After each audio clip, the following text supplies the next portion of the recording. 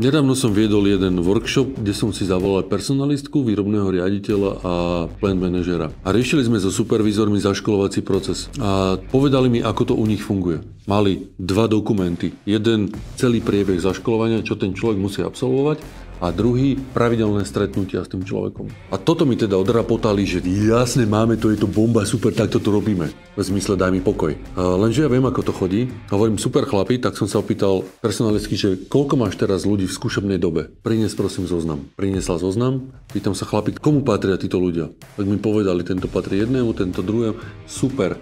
Prineste teda tie dokumenty, ako to prebieha. O 10 minút sme sa stretli, medzi tým jeden z nich volal rýchlo na personálne, že kedy tu na tento nastúpil, aby to mohol rýchlo vyplniť. Druhý, ten vlastne ani nikam nešiel, pretože on rovno povedal, no on to nemá. A jediný, ten tretí, ten to mal riadne vyplnené.